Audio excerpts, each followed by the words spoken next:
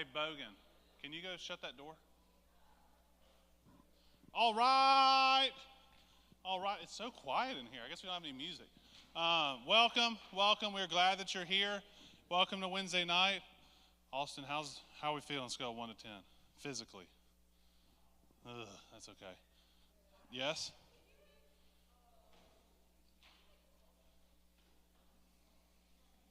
It's hard because AJ's so hot, it just heats up the room. That was a little awkward. We'll just move past that one. All right, we are glad that you're here.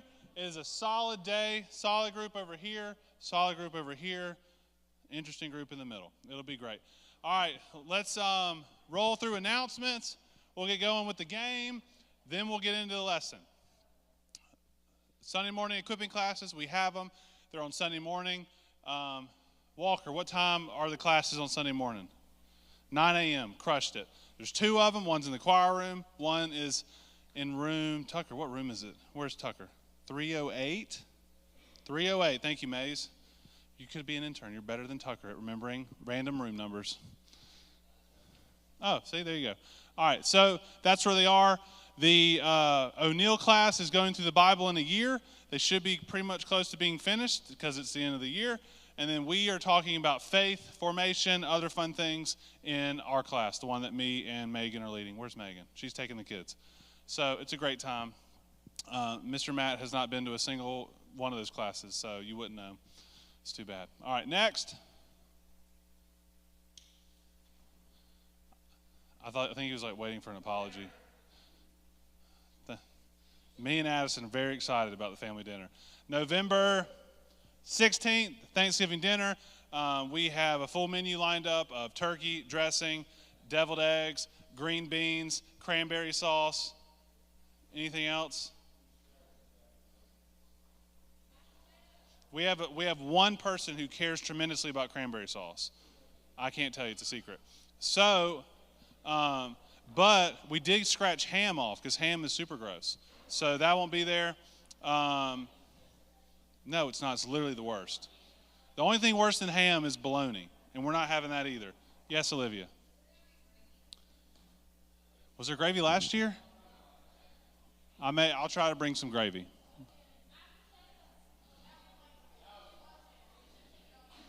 No, we're not bringing ham. If you want ham, bring your own ham.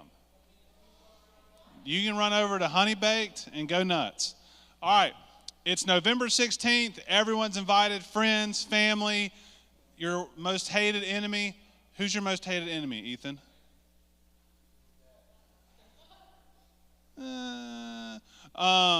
So, it'll be great. There's all kinds of things that you can do. There'll be tables. You can sit with your friends. Sit with complete strangers. It'll be great. But that is what? When's the date for family dinner? 16th. Tucker, come on. Room numbers and dates. Next, we are streaming right now. Micah's technically in charge of it. Micah, how's the stream look? Incredible? That's pretty much our bar. So if you're ever not here or you want to show people what we do on Wednesdays, it's there. It's a great time. Hello, everyone. We usually have one person that watches. It is the Estes grandmother. She is probably our #1 fan. It's really great. Next. Passion. We are going to Passion. If you are a senior or you're in college or you're a young adult. Any young adults in here? No, sorry. You are invited. We already know about it. Sign-ups are happening now. The due date is coming up very, very quickly. It's in Dallas. It's going to be a great time. Next. Girls Ministry. Is it next Thursday? Next Thursday, we are doing something called Pancake. Shh. Addison. Chill, dog. Pancakes and pajamas. Me and any of these guys will not be there because it's girls ministry, but it's going to be great. If Megan were in here, she would give some more info. You wish you'd be there. You don't even know where it's going to be at. Maze. It's a good reason. All right. So, if you're a girl, you should know all about this. It's next Thursday. There will be pancakes. If you bring pajamas, there will be pajamas. The only thing that will not be there are dudes because it's a girls' ministry thing. It's going to be great. Megan will have more info when she gets in here. Anything else? I'm going to go ahead and announce it. We don't have a slide because I procrastinated and I forgot to put it up there. We're officially pushing D Now this year. This year it's going to look a little bit different in terms of the date. Shh, Bogan. The date, Tucker, when's the date? Is the date for D Now is no longer in January. It is February 3rd through the 6th. Very close. We moved it back a little bit so that we can prep a little bit more. If you're not sure what D Now is, it's a weekend retreat that we have here. Multiple churches are involved. It's us, Broadmoor, Colonial Heights, Highland Colony Baptist, St. Matthew's will be there. First Ridgeland will be there. I think that's all of them. Flora's not coming. The 3rd through the 5th. What did I say? Same thing. Maybe. Shh. So I'll have the information up next week. We'll push it all out on emails and all that so you know about it. It's a weekend event. It's a huge thing that we do. We hosted last year and we'll host again this year. There's around 500 to 600 students who show up. You'll stay in host homes with people from your church. You invite your friends. It's a great time. You'll have college leaders that just speak into your soul and mentor you, and they take you as the terrible little teenager you are. And at the end of the weekend, you bloom like a flower. It's a great time. Really love it. Matt disagrees with my flower analogy. You don't think that's what happens? It's like clay, and they mold them from a nasty, disrespectful lump of clay to a beautiful sculpture by the end of the weekend. Is that better? Perfect. So that is when, Miss Craig? Mrs. Craig? February 3rd through the 5th. So I'll have a graphic for that next week if Hitesh reminds me. I had it wrong. It's 3rd through the 5th. It's only 3 days. Friday through Sunday. It'll be great. Lucy, any other announcements? Are you sure? When's your birthday? We got plenty of time. Who has a November birthday? Johnny. Who? Jacob, when's your birthday? Oh, so we still got time. When is yours? Oh, y'all are super close. That's fun. Any other November ones? I thought we had one that was like in a week. Addison's is in 3 days. I thought someone told me their birthday was, I don't know, we'll get to it later. What? That's who it was. It was Riley. She's not here. She's going to Nashville. We'll do something later. All right. Matt, any other announcements? You feel good about things? What are you doing, Micah? What are you doing? Oh, thank you. That looks super well done. I like the all black. It's very Johnny Cash. While I'm talking to Mr. Matt, Michael, will you bring the cups up here? Our first game for the day is going to be the cup game. It's going to be great. We don't have to play it. There was a huge request to play Duck Duck Goose, but I figured we'd do that later. If we would rather play Duck Duck Goose, we can play Duck Duck Goose. Okay. Yes. They're paper cups. Well, I don't have the plastic ones. Okay, so grab a partner, grab a cup. If you need, well then, if you think Presley's going to win, just beat Presley. Matt, let's mute the stream and get some music going. It's too quiet in here.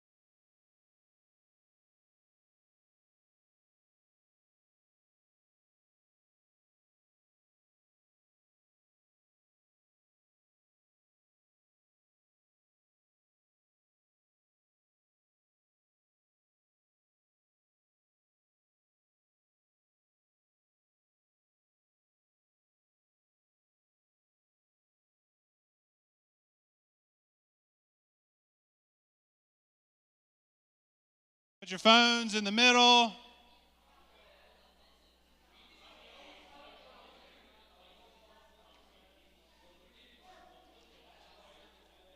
Grab a Bible, grab a pen, put your phone screen down on the table.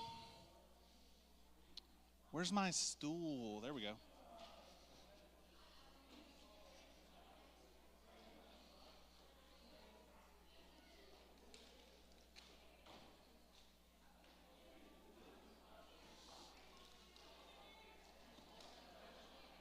Matt, remind me for next week, as a group, Matt, are you listening? I need a blank map of the United States, and as a group, we're going to fill in all 50 states. There is no way we're getting it. There's not a chance. So we should print out blank maps, write it down. All right, Jenna, write it down because I'll forget. That's what we're doing. Next week, you better start studying because we're having a geography quiz for our challenge. Sure. If you can label all 50 states correctly, I'll give you a gift card. No. So next week, invite your friends. We're doing a geography challenge. Shh. Landry, I will sit you with the middle school boys. We're going to do a geography challenge. If you label all 50 states correctly, I'll give you a gift card. Done deal. Start studying. Well, then you won't get a gift card. Do y'all have Bibles? Does anybody at this table have Bibles? PK, go. 10th graders, come on. Go. Wow, y'all send Jackson? That's terrible. Why don't y'all all go get Bibles? Terrible. All right, if you have a Bible, we're going to be in the book of Matthew. We're doing one passage in chapter 9, one passage in chapter 10. Matthew 9 and 10. If you want to be, look at this table. This is terrible. It's moving like crazy. I want y'all to know that I used to have 2 of these tables. I used to have 3. The second one's over there. I used to have 3. Pastor Michael, when he became senior pastor, stole it and put it on the stage. So every time on Sunday morning, when you see Pastor Michael, you need to just look at that table and think, he stole Logan's table. It makes me so upset. And he just keeps it. He thinks like he's in charge of everybody. It's crazy. All right, we are going to be in chapter 9 and chapter 10. Matthew 9:35, Matthew 10:5. 9:35, 10:5. 9:35, 10:5.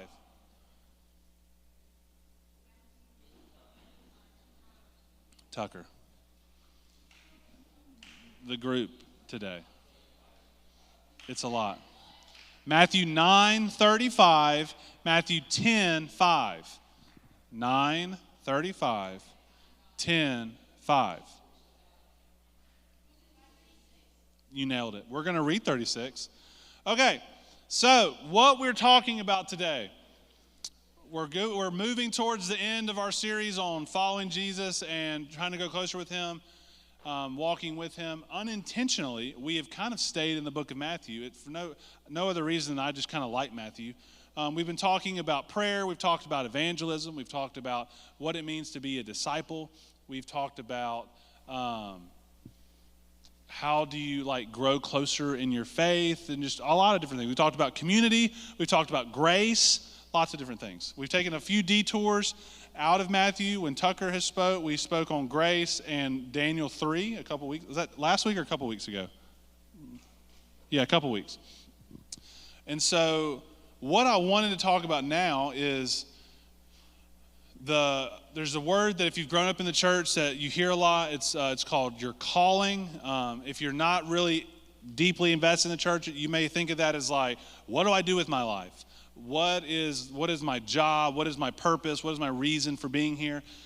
And for Jesus took that very seriously. Jesus, when he taught, would teach that there's a reason why you've been put on this earth. There's a reason why You have been made the way that you were made, that you were given the personality and the family and the friends. All of this works together for you to have this one purpose and calling. And for the most common question that especially like upperclassmen or college people get is what is my calling? What is my purpose? Because you're moving into different seasons where you're trying to figure out what you're going to do, who you're going to be in high school, what you're going to do in college, what your major is going to be, and then what you're going to do when you're an adult, and you've got to figure things out. And so there's a lot of different ways we could look at this. I want to look at one specific aspect, which is when Jesus talks about what the job as followers of Jesus, what your job is, and then an example that he gave for the 12 disciples. So if you're looking at the titles in chapter 9 and 10, you'll see them and kind of get a feel for what we're talking about. So this table is just moving. So when you look at 935, which is for me on page 1069, how fun is that?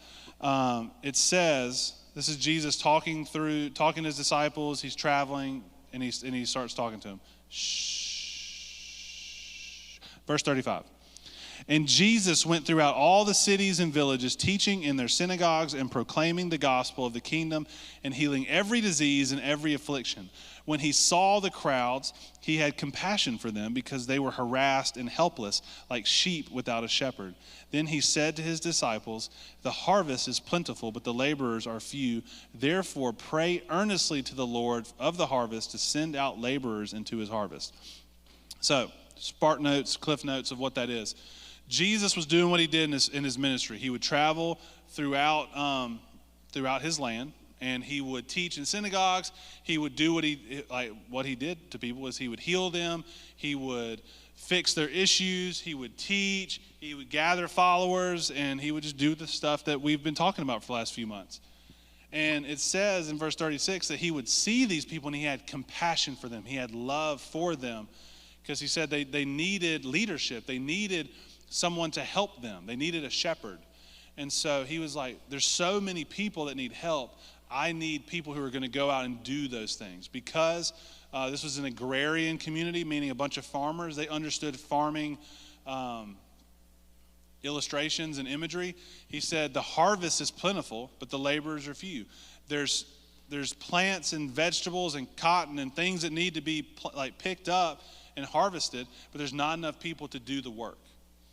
And so this is this big call out for the followers of Jesus of if you say that you follow Jesus, and in Jesus' day, if you were literally the 12 or the 150, or you were the people that literally followed Jesus around, you may be following Jesus, walking after him, saying this walking around is fun and all, but what is our job? What are we supposed to be doing? What is our purpose for this whole thing?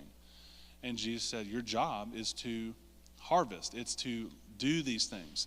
And so you may be thinking that sounds great. I would love to do that. Love Jesus, want to follow him. But what does that look like? Well, when you look down into the next chapter, Jesus is about to send out his 12 disciples, his 12 apostles, where he says hey, this is what you do. This is how you do it. So we're going to look in chapter 10, 5 through 15. It's a whole paragraph, so buckle up. Don't let your ADHD get to you. It's a lot, but I'm going to read it slowly, and then we're going to talk about it.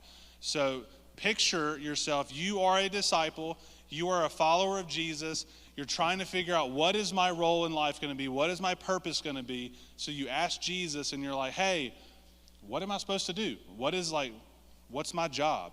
And he's about to tell you. This is what he tells you.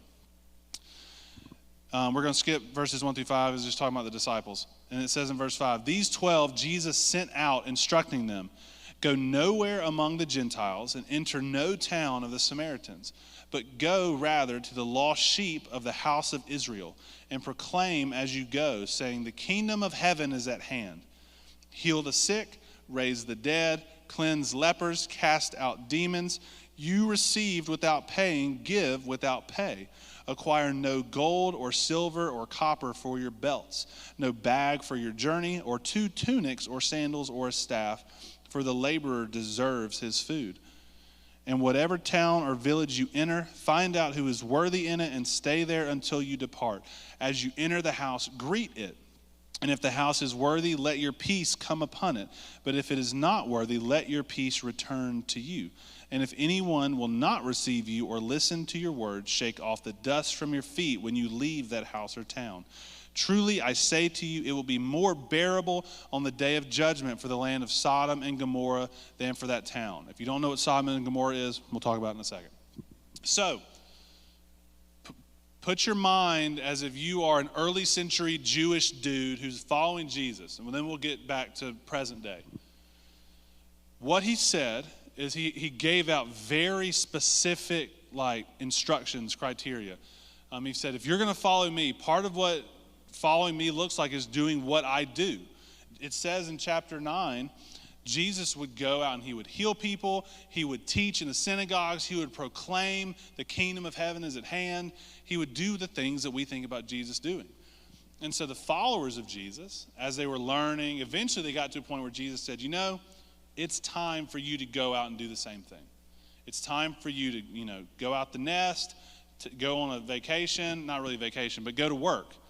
And here's what you're going to do. There's certain places you're going to go. There's certain things that you're going to do. There's certain places you're going to stay. Here's what you're going to charge, which is zero. You're going to do it for nothing more than just the food that they give you, and maybe they'll let you stay at their house. And he gave them expectations. He said, you're going to go places and you're going to fail miserably.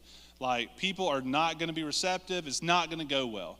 And then he told them what to do after that. He said, shake the dust off your feet when you leave, meaning just don't worry about it, like water off a duck's back kind of thing, and move on, because that is your job. So don't go to talk to Gentiles. Who are Gentiles? Anybody? Non-Jews, perfect. It says don't go talk to Samaritans. Where do Samaritans live? Nailed it. So he gave them a very specific place.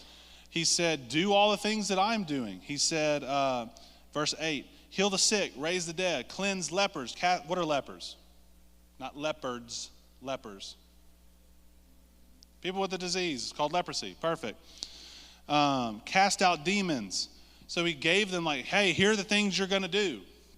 And then he was just very specific about it, which for me is very helpful. I'm one that likes very specific directions. I don't like when people are like, hey, go out and do the thing. Figure it out. I don't like that. So I like this. So for you as boy, girl, middle school, high school, person who really cares about Jesus, person who does not care about Jesus at all, somewhere in the middle, how does this apply to you? So what I want to do is I want us to break down verses 5 through 15 and figure out if you are the person where you're trying to figure out, okay, I love Jesus, or I really like Jesus at least. I want to live for him, but I don't know what that looks like. I believe that he exists. I want to make him proud and make him happy. I want to grow closer to him. How do I be faithful? How do I be obedient? How do I do the right things? This is the passage for you. So what we're going to do is we're going to break them down. I've got some little phrases to remember for you as you go through it. They'll be on the screen. You can write them down. Do whatever you want. So first thing that he wants them to know of how do you work for the Lord? How do you labor for the Lord? Because the harvest is plentiful. One is know your assignment or your location. So he said, don't go to the Gentiles. Don't go to the Samaritans. Interesting thing is that was very specific, because later on the early church is explicitly told, you're told specifically, to go to the Gentiles. But for some reason, he had a very specific assignment. He said, you got to go to just your people. Just go to the Israelite Jews and share this news. And so I'm going to pick two random people. Johnny has a very specific family that he's a part of. He has very specific friends that he's a part of. He has very specific extracurriculars, classes. Johnny has been put at a certain place in life for a specific reason. Ethan has a different family. He has different friends. He has different extracurriculars. He has different interests. God has placed Ethan in a very specific place for a specific reason. And so as you are trying to think, what is my calling? What is my, the reason that I'm put on this earth? God wants you to know your assignment. He wants you to know what you're doing and where you're doing it. And so for some of you, you have an incredible family that loves the Lord, that disciples you through this. And so your assignment is to be a part of that family and then use that as a springboard to engage with the world. Because your family may be discipling you and doing Bible studies and praying with you and doing all these incredible things. And then you have people in your life, whether it's in band or sports or dance or music or whatever, that don't know the Lord, that don't know Jesus, that don't follow him. And that is your assignment. Others of you, you're here and you either have a member of your family or your entire family does not follow Jesus. That it is not easy trying to follow Jesus when you have parents or grandparents or family that isn't so serious about it. And so maybe your assignment is to engage with family and to be that light on a hill for your people and your family and say, this is Jesus, this is why I follow him. So all of us have a specific assignment and a specific location for where we're trying to be. All of you, for one reason or another, have been placed here. That is part of your location, is to be a part of this community.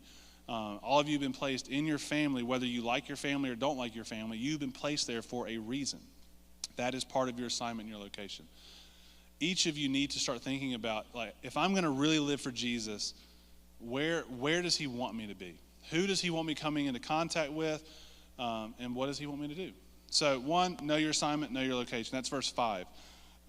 Verses 7 and 8 is when Jesus says, like, raise the dead, heal the sick, cleanse lepers. He wants you to know your power. And I don't mean this in like superhero. I don't mean this anything crazy. I actually mean it the opposite. Is so many times when you're trying to, like, I'm going to live out my calling. I'm going to go and, like, play music for the Lord or hit nukes for the Lord, or I'm going to dance for the Lord, or I'm going to be super smart for him. A lot of times we look at it like, hey, I'm going to be the best person I can be and do these things for him. But what Jesus says, he doesn't say, like, Peter, you're a really good speaker, so I need you to, like, go speak in the synagogues. And James, I don't know what James did. Like, you're really smart, so you need to go, like, argue with smart people. And John, you're kind of like an idiot, so, like, I need you to go, like, be funny and I don't know. He said, these are the things that you will do. Here are the gifts and the powers that I will give to you in order to live out this purpose and this calling. Now, a lot of people agree and disagree on different things. When it says things like cast out demons and heal the sick and raise the dead, people go different places with that. Some people believe that as Christians, we don't have those powers anymore. We don't have those gifts of the Spirit. Other people think, like, everything that Jesus did, we can do today because we have the Holy Spirit within us. And there's a lot of people kind of in the middle. And so regardless of where you fit on that, whether you're, like, walking out here trying to, like, heal broken bones and, like, trying to cast demons out of people, or if you're walking out here saying, like, look, I can, like, pray for you. If God does something, that's great, but, you know, that's about it. Wherever you fall, it's important to know that it's not what you can do. It's not about how great you are. It's not about how much power you have, but it's about saying, God, how can you work through me? And so this may be, if we're thinking about our assignment and our location, there may be someone in the band with you that is really struggling with anything, physical, mental, spiritual, whatever. And you talking with them and praying with them and over them and saying, God, I need you to work through Billy. Like, I want you to continue to either heal his broken leg, or Billy's parents are going through a rough spot, like, be with his parents. Or even just talking with Billy and saying, like, you know, like, I want to try to encourage Billy and be friends with this person. Use the gifts that God has given us, the gifts, like the spiritual gifts that we talk about, of, like, exhortation, which is in, like, encouragement or like motivation, or mercy, or hospitality. These gifts, know these gifts that God has, and then use them for your assignment and your location. So, number 1, know your assignment. Number 2, know your power. Verses 9 through 10 is know your motivation. And so, verse 9 is when it says, acquire no gold or silver or copper for your belts, no bag for your journey, no clothes, nor staff. He says, don't do these things. Because every one of us has some kind of motivation. Some of us are motivated by money, and that's not necessarily a bad thing. Some of us are motivated by affirmation or attention. Others of us are motivated by all kinds of different things. And so for you, I doubt many of you are going to go out and just like, hey, I'm going to street preach on the corner, or I'm going to like pray and then charge people to pray for them. I don't think we're going to do that. But I think for us, it's important to know, why are you doing things? If you were in our equipping class a few Sundays ago, we talked about fasting. And fasting is really interesting because some people fast for all kinds of reasons. Some people fast for spiritual reasons. Some people don't even fast with food. Other people fast to lose weight. Other people, like, fasting leads them down this whole crazy hole. We talked all about it. It was great. But one thing we talked about is to know why you want to fast. The reason why you should fast from food specifically is because you want to do a few different things that we talked about. But if you're going into it saying, like, I want to fast because I want to grow closer to God, and if I lose 15 pounds, it's an added benefit, well, then we need to check what our motivation is. The same thing is for, what is my calling? What is my purpose? For me, I graduated high school, I went to Mississippi College and said, I'm going to be a cardiologist. I'm going to be a doctor. I'm going to do pre-med. If you would have asked me, an 18-year-old Logan, I would have said, I feel like this is what God has called me to do. This is what I feel God has gifted me to do. But I would be lying to you if I didn't say motivation was, A, cardiologists make a ton of money. 2, my mom worked in the hospital, and I grew up around a bunch of doctors and cardiologists because she worked in that area. And so I wanted to make her proud. I wanted to impress her with what I could do. You know the story. I went in, almost failed out of college trying to do pre-med, and realized that I needed to check that. And maybe what God's calling was didn't have anything to do with pre-med. Maybe that was my motivation, pushing that instead. So if you're trying to figure out what your calling is, know your motivations. And check that, you know. God calls people to be doctors and lawyers and rocket scientists and a lot of jobs that make a ton of money. And there's nothing wrong with that. Just try to ask, it's important to ask that question, do I want to do this solely because God is calling me to this, or also it'd be nice to make a lot of money? And that's not wrong. It's just important to think about those things and know those things. So know your motivation. The fourth one is verses 11 through 13. Know where you're going. And so verses 11 through 13 is talking about how whatever town or village you enter, find out who is worthy in it and stay there until you depart. As you enter the house, greet it. Basically what he's talking about is have a purpose. So many of us, including myself, you wake up, you do the things that you have to do for that day, you hang out, you kind of ease your way into nighttime, you look on your phone, do stuff, and you go to sleep. You wake up, you do the same thing. And what you realize is if you're not careful, you'll just kind of do the same things over and over again, and you won't be moving towards a goal. You won't be moving towards a direction. I know this because my brain is there's like an old school way of thinking about it is type A, type B. I can be very type B. I can be very chill, very relaxed. I procrastinate a lot. If Megan doesn't yell at me, and like I have to be one that like I am going in a certain direction. I have a focus, I have a plan, I have a goal, because if not, I will just kind of float through life. And so when Jesus is telling his disciples, he's like, as you go, find that house where like, here's where I'm going to stay. These are the people that I'm going to engage with. Then engage with them, talk to them, greet them, be with them, teach them. And then if it works out, great. If it doesn't work out, knock the dust off, go to the next house. There needs to be a plan. And so for you guys, I just want you to know what you're trying to do. If you don't give a rip about Jesus, if you don't give a rip about growing in your faith, great, do something else. If you do, have a plan. There's a reason, if you're a Christian and you're in middle school and you're thinking like, gosh, I can't wait till I can drive and then I can really do some stuff. God has you as a Christian in middle school for a reason. If you're in high school and like, I don't know, your parents gave you a 9 p.m. curfew, and you're like, man, if only I was in college where I could stay out all night, then I could really like do midnight prayer walks. There's no way none of y'all are doing that. But we keep just kind of waiting and saying like, oh, in a few years I'll do this, or when I'm a little bit older I'll do this. God has you right here, right now for a purpose. And so don't just float past it. Don't just say, I'll get to it eventually. Know where you're going. Have a purpose.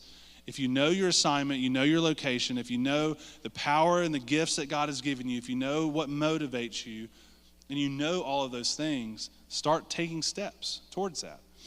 Part of those steps may be like, hey, I feel like God is calling me to really engage with my aunt. She is not a Christian. She does not love Jesus. God is calling me to really speak into her, but I have no idea how to do that. Where you're going, that next step may be, like, I need to learn how to do that. I need to talk to someone about how to do that. That is your next step. So know where you're going. Lastly, the last thing we're going to do is 14 and 15. It says, if no one listens to you or receives what you have to say, shake the dust. Where is it? I lost it. Shake off the dust from your feet when you leave that house or town. So shake the dust off literally means like just all that worry, all the stress, like kick it off your feet like dirt as you're leaving. Like shake that off. If you play sports or an activity and you mess up, a coach will often say like, shake it off, move on to the next thing. It's the same kind of concept. You need to know beyond everything else that I've said, know that faith is the goal, not results. For us in America, in the Bible Belt, as growing up in the church, but also just being humans today, everything we do is very result driven. Everything is about winning. It's about placing. It's about making a certain number on a test. It's about getting into a certain college. It's about, I don't know. Everything is about results. And there are a lot of times where that's good. We need to push ourselves and be standardized. I'm not saying that. That does not need to be the case when we talk about fulfilling our calling for the Lord. And so many times it looks like, I'm trying to engage with my aunt. She doesn't know Jesus. I try to talk to her, but she's way smarter than me. She's like 40, and she has a PhD, and she like listens to talk radio. And every time I talk to her, she makes me feel stupid. If we keep thinking that way, that it's on us to get results, to save these people, whether it's friends, family, whatever, we get beat down. We get to feeling like, what are we doing? This is not really what God has called me to be. But if I told you that the only thing that you're required to do, the only thing that God asks of you, the only thing that Jesus is asking here, notice he never says like, here's your quota. Once 50 people get saved, once you cast out 37 demons, you're done, come back. He doesn't say that. He says, go, be faithful, do these things. If it doesn't work out, move on. What he's asking us to do is to be faithful, to step out and say, I'm going to live for God, and whatever happens, happens. And so for you, when you talk to your friend who has a lot of disagreements with the church and with God, and he makes you feel stupid, brush it off. Try again. If you're talking to your parents and you're trying to share your faith with them, and they are like, hey, I remember when you were 6 and you like lied to me about stealing the car and you actually drove to Chuck E. Cheese naked. Like that, brush that off and don't try to remember that. Try again. God asks us to be faithful. He does not ask for us to save everyone. He does not ask us to be perfect. He does not say to not make mistakes. He calls us to be faithful. So know that faith is the goal, not results. So those are 5 things for you to know to try to figure out your calling. It's very general. It's going to be different for everybody. If you need help really pinpointing that, talk to your leaders. Say like, hey, I don't know what to do. Like I don't, for me, being a Christian is just coming to this once a week and not cussing too much. Like, I don't even know what you're talking about with calling. Or if you're like, hey, I want to live for Jesus, but I have no idea what that looks like, ask your leader. Let's talk about it. And if you are not even there because you have questions and you're like, I'm not even sure I believe in this whole God thing, much less do I want to like do super awkward, uncomfortable things for him, talk to your leaders. Pray. Let's ask questions. Let's try to get somewhere with it. Don't be scared to bring things up, to be honest, to argue if that's what it takes. Let's get somewhere. Let's actually care a little bit. Let's try to move and grow as we grow closer to Jesus. I've gone super late. Let's pray, and then we'll move into small groups. God, we love you. Thank you for today. Thank you for who you are. I thank you that you've given us a job, that we're not just here to float around and just do nothing. It's not like we're just put here at random to do random things and life has no meaning, because we know that you have created us for a purpose. You've told us what our job is, that we are to be image bearers, that we are to reflect you into the world around us. Even if our family drives us crazy, you've put us in our family for a reason. Even if some of our friends are crazy, you've put us in these friend groups for a reason. So show us our assignment. Show us what we need to do. Show us the reason that you placed us where you've placed us. And I pray that you would give us courage to step out in faith. I pray that you would give us the boldness to speak even when it's awkward and terrifying. And I pray that if things go wrong or we make mistakes, that we would rely on your grace and your mercy, and that we would just continue to be faithful. So I pray that our small groups are fruitful, and I pray that they glorify you. In your name we pray. Amen.